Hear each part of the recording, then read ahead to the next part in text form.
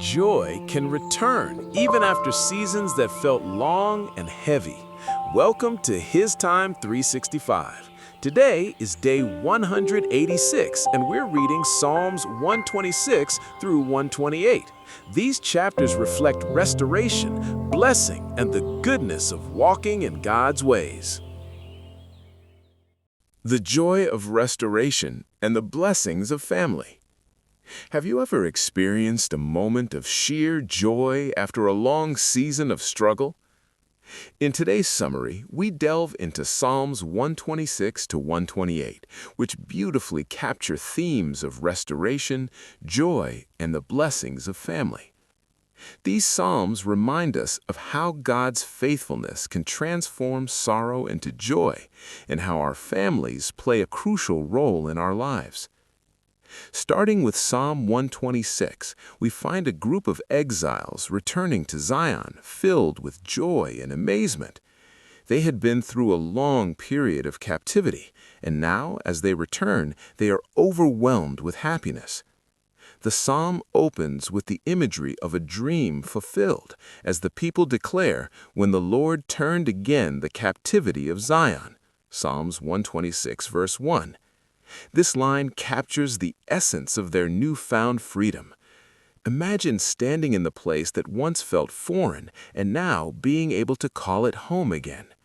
The joy bursts forth as they recount how their mouths were filled with laughter and joy, and their tongues sang praises. This moment of restoration is not just a personal celebration, it resonates with the surrounding nations. People recognize the great things the Lord has done for them, leading to a collective acknowledgement of His goodness. In our modern lives, we often experience these turning points, whether that's overcoming a significant challenge at work, recovering from a personal loss, or even navigating the ups and downs of family life. Just like the psalmist's people, we can find joy in our victories, reminding ourselves that they come from a higher source. In the second part of Psalm 126, we encounter a heartfelt plea. The people cry out for continued restoration. "Unturn our captivity, O Lord." Psalms 126, verse 4. This line reflects a deep yearning for ongoing blessings. It's a reminder that even amidst joy, we can still face challenges. For instance, think about the pressure of financial burdens. You may find relief from a big expense, but then the stress of everyday bills resurfaces. Just as the Israelites sought God in their ongoing struggles, we too can turn to Him with our needs, recognizing that He is a source of strength in both our triumphs and trials. Moving on to Psalm 127, we shift focus to the importance of family and the futility of trying to achieve success without God's blessing. The psalm opens with a poignant truth. "Except the Lord build the house, they labor in vain that build it." Psalms 127, verse 1. Here, we see that our efforts are meaningless if they're not grounded in a relationship with God. This idea can resonate deeply in our everyday lives. If we pour our energy into our jobs or projects without seeking God's guidance, we may find ourselves feeling empty and unfulfilled. Think about parenting. If we try to raise our children based solely on societal standards or our personal ambitions, we might miss the joy that comes from guiding them with love and wisdom rooted in faith. Families are like houses built with care. They need the right foundation to withstand life's storms. The psalm continues with a beautiful image of children as a heritage from the Lord, referring to them as arrows in the hands of a mighty warrior. Psalms 127, verse 4. This metaphor emphasizes the importance of nurturing our children and preparing them to launch into the world. In our family dynamics, this means spending quality time with our kids, instilling values that will guide them, and supporting them in their passions.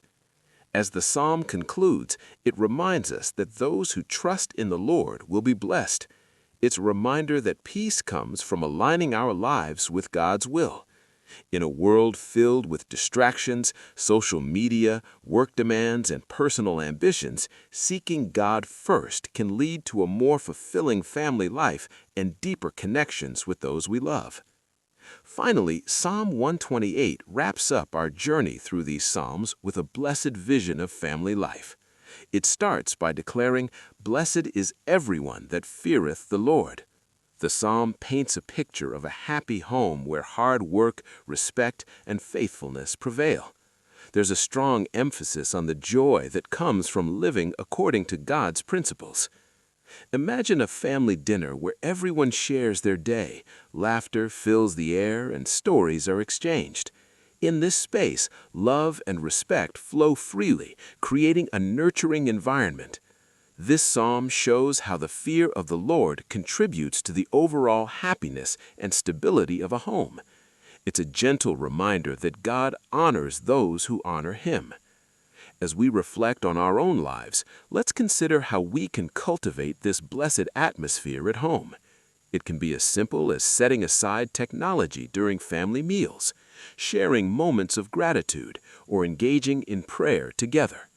These small acts can transform our daily interactions and create lasting memories.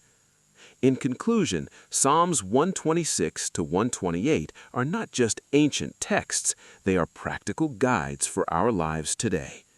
They remind us of the joy that comes from restoration, the importance of building our lives and families on God's foundation, and the blessings of living in harmony with Him and each other. Seeking God in our joys and struggles creates a foundation for a blessed family life. Thanks so much for joining me today for HisTime365.